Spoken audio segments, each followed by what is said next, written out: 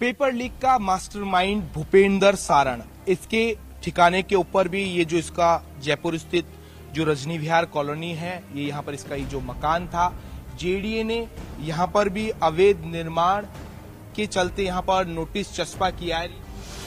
Paper leak के mastermind के खिलाफ बड़े एक्शन की तैयारी। रिकॉर्ड के आधार पर मौके की स्थितियों के अनुसार परीक्षण कर रही है। परीक्षण करके रिपोर्ट देगी, फिर अग्रिम विधि सम्मत कार्रवाई सुनिश्चित करेंगे। पेपर लीक के मास्टरमाइंड का काला साम्राज्य।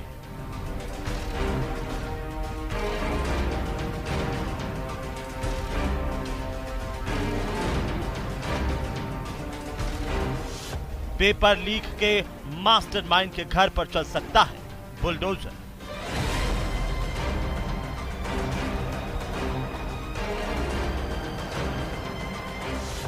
गरीब विद्यार्थियों से पेपर लीक के आरोपियों ने की मोटी कमाई। हमारे पास रिकॉर्ड है, मौके पर है, अवैध निर्माण है और वो कंपाउंडेबल नहीं है। अवैध निर्माण है, कभी भी कंपाउंडेबल नहीं है, वो ध्वस्त करने योग्य है।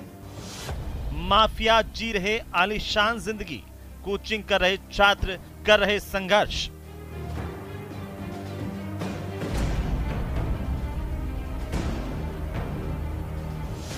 किराए की कोचिंग ध्वस्त, आरोपी विदेश में मस्त।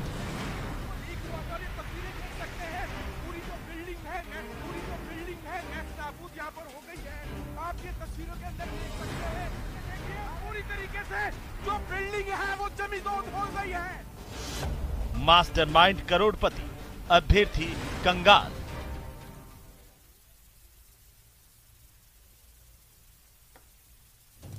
नमस्कार, प्राइम डिबेट में आप सभी का स्वागत। मैं हूं आपके साथ हेमंत कुमार। प्रदेश में पेपर माफिया के किराए की बिल्डिंग तोड़कर सरकार कड़ी कार्रवाई का संदेश दे रही है, तो वहीं पेपर लीक के मास्टरमाइंड अभी भी पुलिस की पकड़ से दूर है।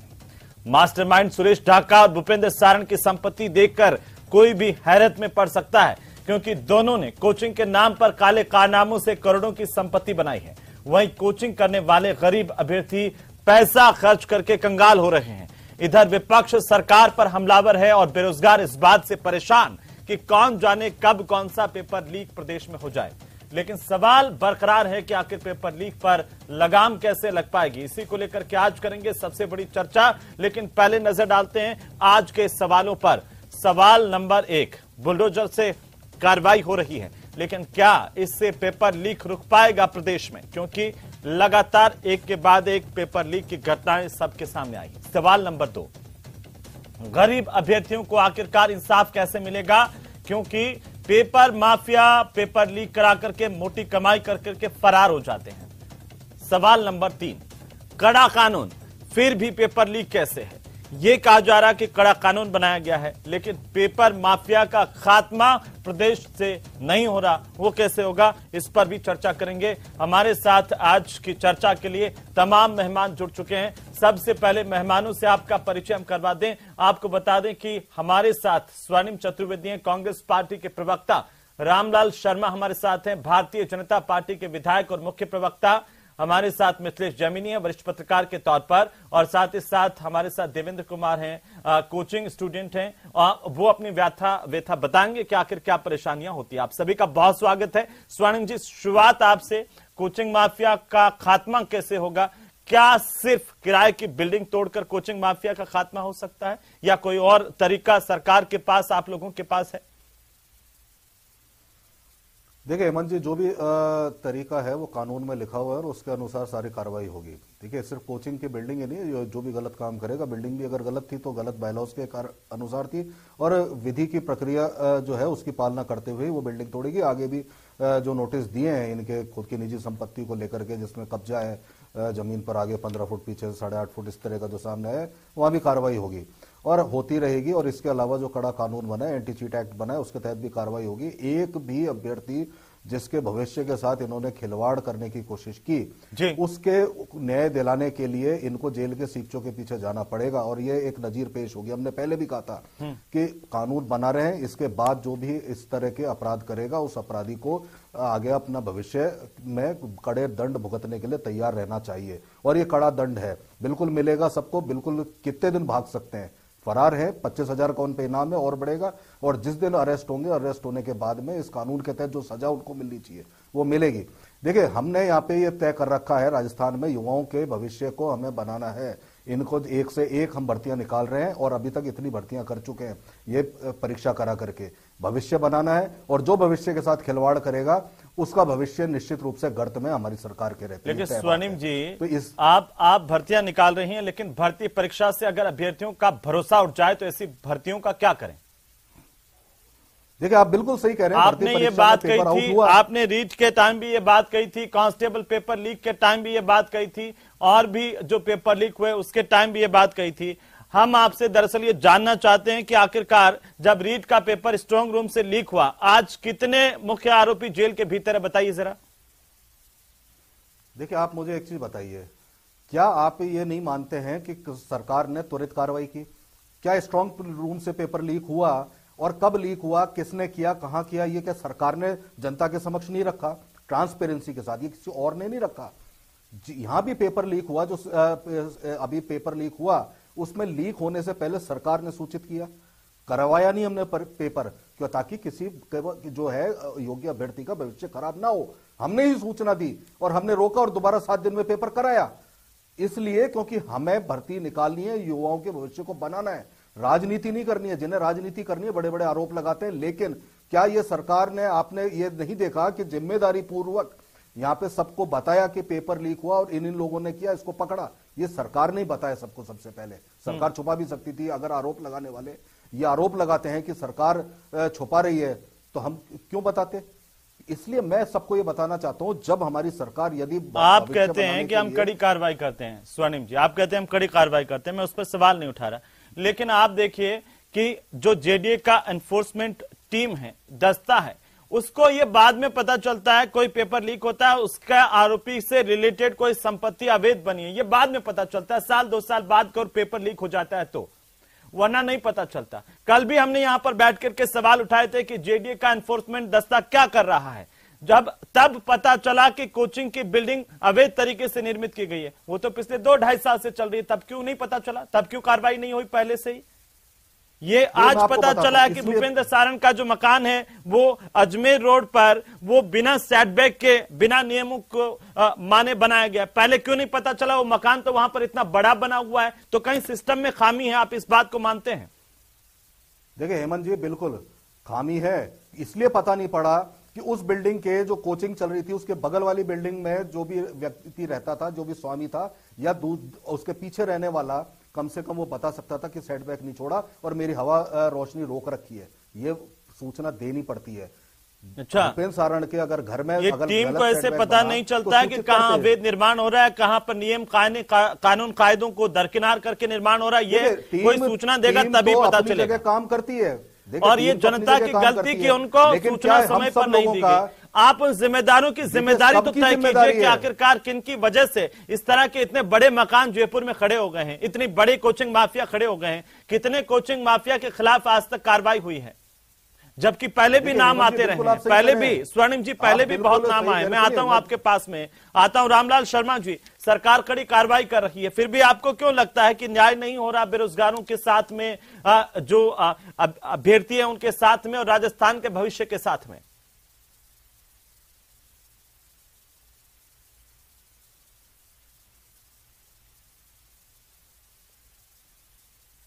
रामलाल जी की आवाज नहीं आ रही है जी, आपने म्यूट कर रखा होगा रामलाल जी, उसको अनम्यूट कर दीजिए, बोलिए।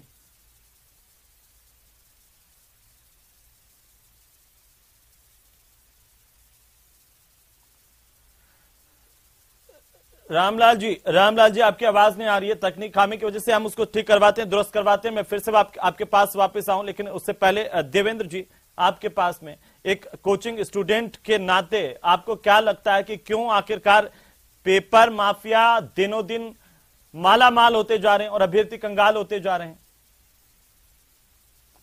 सर, अभ्यर्थियों का हाल तो यह है कि पिछली कोई भी भर्ती अगर हो रही है, हर भर्ती में कोई भी एक सिंगल पेपर ऐसा नहीं है जो पेपर लीक नहीं हो रहा हो। मैं खुद पीड़ित हूं, पिछले 5 साल से जयपुर में तैयारी कर रहा हूं सर। रीट का पेपर मैंने दिया था जिसको 3 से 4 साल हो गए। मुझे समझ में यह नहीं आता कि रीट एग्जाम में जो आरोपियों को पकड़ा गया था उनमें से कितने आरोपियों को अब तक सजा हो गई है, और आखिर क्यों इन आरोपियों के दिमाग में भय नहीं है। नया कानून बनाया साहब, और नए कानून बनाने के बाद, लागू होने के बाद भी आरोपियों के दिमाग में, पेपर चोरों के दिमाग में, पेपर माफियाओं के दिमाग में 1% भी भय नहीं है। आखिर उस खर्चे की भरपाई कौन करेगा? अरे पेपर रद्द कर देते हैं, पेपर को रद्द कर देते हैं, लेकिन क्या उसको सॉल्यूशन होता है? रीट का पेपर रद्द किया, क्या सेकंड ग्रेड का पेपर लीक नहीं हुआ? रीट का पेपर रद्द किया, क्या कांस्टेबल का पेपर लीक नहीं हुआ? रीट का पेपर रद्द किया, उसके बाद क्या और पेपर लीक नहीं हुए? सारे पेपर लीक हो रहे हैं। क्या रद्द करना एक सॉल्यूशन है? वहां पर कोचिंगों की बिल्डिंगें गिर रही हैं, वहां पर पढ़ने वाले जो छात्र हैं उनका हर्जाना कौन देगा साहब? उनका पैसा खर्च नहीं होता। पिछले 5 साल से मैं जयपुर में तैयारी कर रहा हूं, मेरा पेपर रद्द हो गया। मैंने पहले रीट का दिया, रद्द हो गया। अब मैंने मैथ से फिर सेकंड ग्रेड का दिया, वो अब उसका पेपर रद्द हो गया। क्या मेरा मानसिक संतुलन नहीं बिगड़ेगा? क्या मैं ऐसे तैयारी करता जाऊंगा और फिर 5 साल तक आप बताइए कौन मुझे इतना खर्चा देगा? साहब मुश्किल से 3 से 4 हजार रुपए घर वाले भेज पाते हैं, और एक हॉस्टल के छोटे से रूम में जिसमें 8 लड़के रहते हैं एक रूम में, उस रूम में मैं रहता हूं। आप बताइए कि 5-5 साल तक एक अभ्यर्थी, आप पेपर लीक होते रहेंगे, ठीक है, आप पेपर रद्द करते जाओ, तो क्या ये सॉल्यूशन है? मुझे यह समझ में नहीं आता कि इन पेपर चोरों के खिलाफ सख्त कार्रवाई क्यों नहीं होती। इन पेपर तो क्या कार्रवाई की जाए, आप बताइए ना देवेंद्र जी। आप तो पूरे सिस्टम में रोज पेपर देने जाते हैं, तैयारी करते हैं, क्या कार्रवाई हो ऐसी? सरकार कह रही है कि हमने सबसे कड़ा कानून ला दिया है, हम तुरंत गिरफ्तारी कर रहे हैं, और पहले कहा कि अब की बार अगर पेपर लीक हुआ तो देखिए 4 घंटे में गिरफ्तार कर लेंगे। अब की बार अगर पेपर लीक होगा तो इस तरह के सोशल मीडिया पर जवाब चल रहे हैं कि 1 घंटे में ही अंदर पकड़ लेंगे। सॉल्यूशन तो नहीं हो पा रहा। 1 घंटे में अंदर पकड़ लेंगे, लेकिन समस्या क्या है सर, आपको पता है जी? आरोपियों को पकड़ा जाता है, कितने दिन अंदर रहते हैं वो? कितने दिन अंदर रहते हैं? हमने देखा है सर, आरोपियों को पकड़ के कुछ दिनों में बाद जमानत पे छोड़ दिया जाता है। उनके दिमाग में डर होगा किसी बात का? बिल्कुल भी। रामलाल जी, सरकार कह रही है कि हम कड़ी कार्रवाई कर रहे हैं। जो आपके राज्य में कार्रवाई नहीं दिखती थी, वो पेपर माफिया के खिलाफ कांग्रेस के राज्य में कार्रवाई दिखती है, तुरंत एक्शन दिखता है।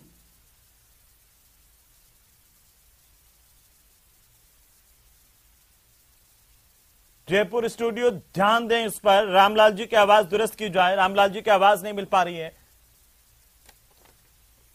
रामलाल जी, मैं आपके पास आता हूं। जमीनी साहब, आखिरकार वजह क्या है कि दिनों दिन पेपर माफिया तो स्ट्रांग हो रहा है, अभ्यर्थी कमजोर हो रहे हैं? चिंता इस बात को लेकर के अभ्यर्थियों की, माता पिता कहां से, ग्रामीण इलाके से कहीं से पैसे ले दे करके उनको जयपुर भेजते हैं, कोचिंग संस्थान में दाखिला दिलाते हैं, 70 हजार रुपए से ज्यादा लगा करके, लाख 2 लाख तक की कोचिंग के पैसे हैं, वो कहीं इधर उधर से ला करके भरपाई करते हैं। एक बच्चा लगातार 1 2 साल 3 साल तक तैयारी करता है परीक्षा को लेकर के, और परीक्षा में पेपर लीक हो जाता है। बताइए कैसे रुकेगा? देखिए हेमंत जी, आज तक चाहे बीजेपी हो चाहे कांग्रेस हो, कोचिंग इंस्टीट्यूट को कंट्रोल करने के लिए कोई एक्ट नहीं बना है कि वह फैकल्टी पढ़ाने के लिए उनकी क्या योग्यता होनी चाहिए, उनके लिए क्या मापदंड होने चाहिए रूम्स के। कोई किसी ने, दोनों सरकारों ने कोई रूल रेगुलेशन नहीं बना रखी। कितनी फीस होगी, क्या कंट्रोल होगा, कुछ नहीं है।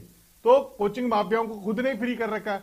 और दूसरा, आप पेपर लीक करने वालों को तो पकड़ रहे हो, ये पेपर लीक कहां से हुआ? पेपर लीक हुआ आरपीएससी से। आरपीएससी के किसी आदमी के खिलाफ कार्रवाई क्यों नहीं होती? जब आरपीएससी में कोई भी प्रमोटी आरपीएस बैठा है, आरपीएससी का भट्टा बैठा है, चाहे हबीब खान हो चाहे अभी संजय सोत्री हो, आपके निजी चहेते हैं, उनके खिलाफ कार्रवाई नहीं कर रहे आप क्यों नहीं देते कि आरपीएससी में कौन मुजरिम है, किसने पेपर आउट किया? इनको पकड़ रहे हैं। इन चीटियों को पकड़ने से क्या होगा? और आपको याद होगा, अशोक गहलोत जी का नाम था, इन्होंने एक साथ बरामदे खाली कराए थे। तो आप एक साथ सारे जितने भी इलीगल बने उनको तोड़ दीजिए ना, क्यों नहीं तोड़ते? जेडीए की धारा 31 कहती है कि 3 साल के भीतर अगर अवैध निर्माण है उसको तोड़ा जा सकता है। 3 साल में कौन अधिकारी था, उनका नाम उजागर कीजिए। आप वास्तव में न्याय करना चाहते हैं, अगर अशोक गहलोत अपनी पुरानी छवि स्थापित करना चाहते हैं, जो हवा महल के और सारे जो जोहरी बाजार के उन्होंने बरामदे खाली कराए थे, वाहवाही मंजीत सिंह ने लूटी थी, तो एक बार करके दिखा दे, फिर अशोक गहलोत की वाहवाही हो जाएगी। और आप केवल इन बेचारे गरीबों को फिर परीक्षा दे देना, हमने पेपर पकड़ लिया, ये जो कार्रवाई है ये छवि के लिए ठीक नहीं है। और दूसरा, आपने रीट में किनका तोड़ा? केवल कृपाल का मकान तोड़ा, राम कृपाल का। कहां है जारौली साहब? कहां है प्रदीप पारासर? प्रदीप पारासर की पत्नी प्रतिभा पारासर को सिंडिकेट में मेंबर किसने बनाया? कहां है राजीव गांधी स्टडी सर्किल? पूछिए ना। आप अपने लोगों का जवाब नहीं देंगे। इन गरीब मासूमों को, इन बेरोजगारों के साथ आप मजाक करते रहेंगे। और बीकानेर में जेबीबीएनएल के जेईएन की परीक्षा हुई, एक ही सेंटर से 28 लोग पास हो गए। इसका मतलब राजस्थान में कोई भी परीक्षा सेंटर, कोई भी पेपर बिना आउट किए रह ही नहीं रहा। तो इसका मतलब बीमारी इन कोचिंग सेंटरों में नहीं है, बीमारी परीक्षा आयोजित करने वाली संस्थाओं की है। आप मालूम कीजिए कि आरपीएससी में कौन है मुलजिम, बोर्ड में कौन था मुलजिम, अधीनस्थ सेवा बोर्ड में कौन है मुलजिम, कौन पेपर आउट करता है, कहां पेपर छपते हैं। आप पुलिस अधिकारियों के भरोसे छोड़ रखे, वो क्या जानते परीक्षा का सिस्टम, कैसे एग्जाम सेट होता है, कैसे उसका सिलेबस होता है। और ये तो गंभीर है जमीनी साहब, ये तो गंभीर है कि एक के बाद एक लगातार पेपर लीक हो रहे हैं और हम इस बात को लेकर के ही बात करते रहे कि आखिरकार कड़ी कार्रवाई हो रही है और इस बार सब ठीक हो जाएगा, इस बार सब ठीक हो जाएगा। लेकिन सिस्टम में तो मैं बार बार इस बात का जिक्र कर रहा हूं, जो आप आवाज उठा रहे हैं, मैं बार बार उस बात का जिक्र कर रहा हूं कि सिस्टम में कहां खामी है, उसको दुरुस्त करने की जरूरत है। जिन जिम्मेदारों के हाथों से पेपर निकलता है वहां से लीक कैसे होता है, ये सबसे बड़ा सवाल है और इस पर कार्रवाई आप जैसे कर रहे हैं होनी चाहिए। इस पर आऊंगा मैं। रामलाल शर्मा जी हमारे साथ जुड़ गए हैं। रामलाल जी, आपको मेरी आवाज आ रही है तो बताइए कि आखिर सरकार के दावों में कितना दम है और क्या इनसे पेपर लीक रुकेंगे? देखिए हेमंत जी, जब तक इच्छा शक्ति मजबूत नहीं होगी तब तक इस तरीके के करते रुक नहीं सकते। राजस्थान की सरकार कितने बड़े बड़े दावे करे। रीट परीक्षा के लिए इन्होंने कहा कि हमने एक उत्सव के रूप में ये परीक्षा आयोजित कराई है, इतिहास के पन्नों के अंदर ये परीक्षा दर्ज की जाएगी, गिनीज बुक के अंदर नाम आना चाहिए। और आज थोड़े दिनों बाद में क्या पता चला कि इस परीक्षा में जितना भ्रष्टाचार हुआ है उतना कहीं पर भ्रष्टाचार हुआ ही नहीं। आज भी जारौली के लिए राजस्थान की जनता पूछ रही है कि जारौली ने कहा था कि राजनीतिक संरक्षण के अंदर पेपर आउट हुआ है, तो आज जारौली की गिरफ्तारी क्यों नहीं हुई? राजनीतिक संरक्षण देने वाले कौन लोग थे, उनको आज भी राजस्थान की जनता जानना चाहती है। अब ढाक के 3 कदम चलने के उपरांत सरकार कह रही है कि हमने कठोर कार्रवाई कर ली। कठोर कार्रवाई इस तरीके से नहीं होती। राजस्थान के आज भी कई परीक्षाएं एनटीटी के बच्चे दर दर की ठोकरें खा रहे हैं कि साहब राजस्थान में सिर्फ हम 2000 बच्चे थे, ये कहां से आ गए 25,000 बच्चे फर्जी डिग्रियां लेकर। आज भी उनके भविष्य के साथ कुठाराघात हुआ है। अभी मेरे जेमिनी जी कह रहे थे कि बीकानेर की परीक्षा के अंदर एक सेंटर से 50 लोगों का सिलेक्शन। थोड़े दिनों पहले स्टेनो की परीक्षा हुई, स्टेनो की परीक्षा के अंदर भी एक सेंटर से 60 परीक्षार्थियों का सिलेक्शन होना, ये इस बात को घेरे में करता है कि आखिरकार ऐसे योग्यताधारी शिक्षक वहां पढ़ाने वाले हैं कौन, उनकी योग्यता तो आप जानिए कि एक सेंटर से इतने सिलेक्शन कैसे हो रहे हैं। तो आवश्यकता इस बात की है कि सरकार सिर्फ कार्रवाई का कह के ये कहना चाहती है कि हमने कार्रवाई कर ली, लेकिन उन बच्चों के साथ खिलवाड़ जो हो रहा है उनके भविष्य के साथ, उसको दुरुस्त करने का काम कौन करेगा? लेकिन एक और सवाल है मेरा आपसे रामलाल जी, क्या विपक्ष भी इतना संवेदनशील है पेपर लीक मामले को लेकर के कि उसे नहीं लगता कि इस संवेदनशील मसले पर एक पूरा विधानसभा का सत्र आयोजित किया जा सकता था? क्योंकि ये हमारे राजस्थान के होनहारों के भविष्य का सवाल है और आप चर्चा करते और कहते कि क्या मजबूत कानून है और क्या कार्रवाई होनी चाहिए। ये सदन जब तक चले तब तक करके दिखाइए। बोलिए। हेमंत जी, 23 तारीख से विधानसभा का सत्र चल रहा है। हमारी सबसे पहली मांग, हमारी सबसे पहली डिमांड यही सरकार के सामने रहेगी कि सारे विषयों को स्थगित करके सबसे पहले इसके ऊपर आप डिबेट कीजिए और जो सार्थक परिणाम निकल सकता है उसको निकालने की कोशिश कीजिए। आज मैं कह रहा हूं हेमंत जी, राजस्थान के अंदर एक भी परीक्षा ऐसी नहीं है, फर्जी डिग्रियां इतनी भरमार है, उसकी जांच ही नहीं कर रहे कोई। अब पता चल रहा है इस पेपर के बाद में कि जब डिग्रियां इनके फर्जी कमरों से बरामद की गई कि साहब ये तो फर्जी डिग्रियां देने का काम भी करते थे। तो अब उन परीक्षा को क्या होगा जो परीक्षाएं हो चुकी, जिनको पदस्थापन मिल चुका, जो फर्जी डिग्रियां लेकर पदस्थापन ले चुके, फर्जी पेपर लीक के आधार के ऊपर अपना सिलेक्शन करा चुके, तो सरकार क्या उनकी भी जांच कराने का मंशा रखती है? जी, ये सवाल स्वर्णिम चतुर्वेदी जी आपसे, आप बहुत गंभीर आरोप है इस बात को लेकर के कि आपने सिर्फ कृपाल मीणा का मकान तोड़ा, उसके अलावा किसका तोड़ा बताइए जरा। और नए कानून में जब संपत्ति जब्ती के भी प्रावधान आपने कहा था कि किए हैं, तो उसके बावजूद कितनों की संपत्ति जब्त हुई? और बीजेपी ये सवाल लगातार उठा रही है कि जब आप ऐसे आरोपियों की जांच करने की बात कर रहे हैं, उन पर कार्रवाई करने की बात कर रहे हैं जिनके कब्जे से राजस्थान ही नहीं, राजस्थान के बाहर के विश्वविद्यालयों में भी अब फर्जी डिग्री का खेल खेल रहे थे, तो क्या ये पूरा मामला एक व्यापक मामला नहीं है? और फिर इस पर आप सीबीआई जांच से पीछे क्यों हटते हैं? देखिए हेमंत जी, जिससे भी जांच जरूरी होगी वो जांच कराई जाएगी। अभी आपकी फर्जी डिग्री बना रहा था ये आरोपी, ये भी राजस्थान सरकार के जो मंशा के अनुरूप पुलिस ने कार्रवाई करते हुए पकड़ा है ना। नहीं पकड़ा उन लाखों अभ्यर्थियों का क्या होगा स्वर्णिम चतुर्वेदी, जरा सोच के देखिए। बात सुनिए, आपने कहा अधिगम की बिल्डिंग आपने तोड़ दी। आपको पता है स्वर्णिम चतुर्वेदी जी कि अधिगम कोचिंग सेंटर चल रहा है बाकायदा जयपुर में। मुझे लोगों ने स्क्रीनशॉट भेजे हैं इस बात को लेकर के। हमें लगातार लोगों के मैसेजेस आ रहे हैं अभ्यर्थियों के कि क्या कार्रवाई हुई है। देखिए आप मैं बोलने दें तो मैं आपको सारी चीजें बता देता हूं जी। देखिए सिर्फ अधिगम ही नहीं, जो भी नकल माफिया है, नकल में पेपर आउट कराने के लिए जो काम करते हैं, उन सबको पकड़ा जा रहा है। ये भी फरार हैं और ऐसा नहीं है कि कार्रवाई नहीं हो रही। अगर 4 सरकारी कर्मचारी जेल के सीखों के पीछे हैं इसी प्रकरण में, तो कार्रवाई हो रही है, इसीलिए है। और देखिए सबसे बड़ी बात यह है, कानून सजा देने के लिए होता है और पेपर खरीदता कौन है ये भी देखना होगा ना। यहाँ पे सारे लोग मिलकर के हम रोकने में लगे, हम परीक्षाएं करा रहे हैं। अगर 1.5 लाख भर्तियां अब तक राजस्थान सरकार कर चुकी है तो ये पेपर करा के की है। देखेंगे कि देता कौन है। देता तब है तब खरीदते हैं। कौन देता है पेपर? मैं तो जैमिनी साहब कह रहे हैं कि आरपीएससी से पेपर लीक होता है और इससे पहले आपकी जांच एजेंसियों ने कहा कि स्ट्रांग रूम से पेपर निकाला गया। आप इस प्रदेश की जनता को आज बताने की स्थिति में है क्या कि रीट के कितने आरोपी जो है आज जेल में हैं और कितनों की संपत्ति आपने जब्त कर ली है और कौन कौन लोग आरपीएससी से आपने सस्पेंड कर दिए हैं, जेल में हैं, बताइए जरा।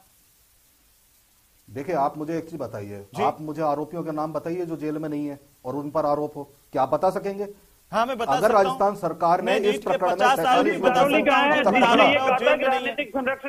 डीपी जारोली के खिलाफ या जो भी आरोपी है रामलाल शर्मा जी, एक बार तथ्य तो दिखाइए। मैं एक उदाहरण देता हूँ छोटा सा, सुनिए एक छोटा सा उदाहरण आपको देता हूँ। सस्पेंड किए गए, सिस्टम तो वहां से हेमंत जी क्या मैं 2 लाइन बोल सकता हूँ? हाँ बोलिए ना आप। मैं सिर्फ इतना सा पूछना चाहता हूं, ये रामलाल जी बड़ी बड़ी बातें कर रहे हैं। इनकी सरकार के दौरान आरपीएससी का पेपर लीक हुआ और कोर्ट की अनुशंसा पर जो उस वक्त के आरपीएससी चेयरमैन थे उनको अरेस्ट किया गया। अगर कार्रवाई की होती नकल माफिया को पकड़ने की और उसकी जड़ें काटने की समय रहते हुए भारतीय जनता पार्टी की सरकार ने, चाहे रीट का पेपर था चाहे आरपीएससी के पेपर थे, तो आज यह हालत नहीं होती कि यहाँ पे उसको एक इंस्टीट्यूशन बना करके और एक धंधा बना लेते लोग। लेकिन आज हम पकड़ रहे हैं तो भी ये संतुष्ट नहीं है, ये खुश नहीं है। इनको ये दिक्कत है कि क्यों तोड़ रहे हैं, क्यों बिल्डिंगे तोड़ रहे हैं, आज इससे समझते हैं। लेकिन सबसे बड़ी बात यह है कि राजस्थान सरकार नए कानून के तहत भी संपत्ति जब्त करेगी और जो आरोपी हैं, जो जुर्माना लगाना है वो भी हम करेंगे और जेल के सीखों के पीछे जो उस कानून के तहत सजा मिलनी चाहिए वो मिलेगी उन आरोपियों को। लेकिन रामलाल जी से एक निवेदन है कि कोई सकारात्मक सुझाव कभी सरकार को दे सके तो बहुत बढ़िया होगा। किसी आरोपी के खिलाफ इनके पास तथ्य या सबूत हो तो वो दें और यहाँ पे बोलने के बजाय अगर विधानसभा में पटल पर रख दीजिए सबूत है तो ठीक है। कौन मना कर सकता है कार्रवाई करने से? कौन रोक सकता है कार्रवाई? स्वर्णिम जी ठीक है, रामलाल जी बोलिए जल्दी से। जी स्वर्णिम जी, हेमंत जी, विधानसभा के पटल के ऊपर भी रखेंगे लेकिन सरकार निरंकुश रखिए ना। अब तक क्यों नहीं रखा? अरे युवाओं को बता दो अब तक क्यों नहीं रखा आपने? आज तक क्यों पर्दे में डाले रखा था? अगर आपके पास तथ्य सबूत थे तो प्रमाण दिए आपने, उनको क्यों छुपाए रखा आज तक आपने? अगर थे तो आपके पास ये बता दीजिए। आपने उनकी बातों सिर्फ आरोप लगाने के लिए अपनी राजनीति ना करें। ये युवाओं की बात है, इनका भविष्य बनाने के लिए थोड़ा शांत रहिए, हम परीक्षाएं करा रहे हैं। थोड़ा शांत रहिए। देवेंद्र जी एक छोटी सी टिप्पणी, मेरे पास सिर्फ 2 मिनट है, एक छोटी सी टिप्पणी मैं जानना चाहता हूं। क्या अब तक की जो चर्चाएं हो रही है, जो दावे हो रहे हैं, उनसे आपको लगता है कि अभ्यर्थी के तौर पर पेपर लीक कभी रुकेगा? सर मुझे तो लगता है चाहे पक्ष हो चाहे विपक्ष हो, इसमें बेरोजगारी है। कोई संतुष्टिपूर्ण बात मुझे अब तक, मैं यहाँ पे बैठा हूं, मुझे नहीं लगता कि आगे कुछ हो पाएगा, क्योंकि जिस प्रकार से दावे पहले किए गए थे हर पेपर लीक होने के बाद कि हम आगे किसी भी पेपर को लीक नहीं होने देंगे, कड़ी से कड़ी कार्रवाई करेंगे, लेकिन किसी भी कड़ी से कड़ी कार्रवाई होने के बाद भी वो पेपर माफिया नहीं रुक रहे हैं, वो हर पेपर को लीक करते हैं। साहब आपकी आखिरी टिप्पणी। हेमंत जी मैं एक चीज पूछना चाहता हूं कि मंजू शर्मा की स्कूल जागृति स्कूल, जिसका बेटा जो कांस्टेबल पेपर लीक में जेल गया, उसकी संपत्ति क्यों खड़ी है जयपुर में? क्योंकि वो कांग्रेसी? क्यों नहीं होती कार्रवाई एक जैसी? जो अशोक गहलोत की छवि थी कि वो एक समावेशी विकास में विश्वास रखते हैं, राजस्थान की जनता को लाड करते हैं, सबको बराबर का न्याय करते हैं, क्यों खड़ी है वो? स्वर्णिम जी देखिए जो संपत्ति तोड़ी है वो गलत अवैध बनी हुई संपत्ति है, वो तोड़ी है और मैं टूटेगी। और कानून के तहत, अरे आप जी। तो जो भी कहना चाह रहे हैं, मैं तो एक ही चीज आपसे प्रश्न पूछना चाह रहा हूं, क्या कानून के तहत अगर ये मुकदमा दर्ज हुआ या नहीं हुआ? क्या कानून के तहत जब मुकदमा दर्ज हुआ है तो इस पर कार्रवाई? कानून में प्रावधान है कि नहीं है कि आरोपियों की संपत्ति जब्त की जाएगी, ध्वस्त की जाएगी, ये प्रावधान है या नहीं है? संपत्ति भी जब्त होगी, नहीं, तो वो फिर पूछ रहे हैं कि मंजू शर्मा की संपत्ति जब्त क्यों नहीं हुई है, उस पर जवाब दीजिए ना स्वर्णिम जी। देखिए, पुलिस अगर कार्रवाई कर रही है तो क्या आप ये चाहते हैं कि सारी कार्रवाई स्टेप बाय स्टेप हम ही कराएं? किस केस, कौन से जिम्मेदारी है, उन पर क्या आरोप है, ये भी बताइए। स्टेप टू स्टेप हमारी जिम्मेदारी है कि पुलिस खुल करके कानून सम्मत कार्रवाई करे, चाहते हैं कि आप ही स्टेप टू स्टेप कार्रवाई करवाएंगे। आप ध्यान में रखिए इस बात को। और राजस्थान के अभ्यर्थी भी यही चाहते हैं कि सरकार स्टेप टू स्टेप कार्रवाई करें, और ना सिर्फ कार्रवाई करें बल्कि राजस्थान में नजीर पेश करें कि ताकि कोई फिर से हिम्मत नहीं कर पाए यहाँ पर पेपर लीक करने की। बहुत शुक्रिया। 2 दिन और रुक जाइए, जो कार्रवाई लगातार चल रही है उसको केवल मिलाकर के प्रदेश का हर एक अभ्यर्थी, हर एक नौजवान यही अपेक्षा करता है अपनी सरकार से कि समय पर परीक्षाएं हो, समय पर रिजल्ट निकले, नियुक्तियां मिले और पेपर माफिया का खात्मा हो। उम्मीद की जानी चाहिए कि सरकार इस ओर संजीदगी के साथ विचार करेगी। नमस्कार।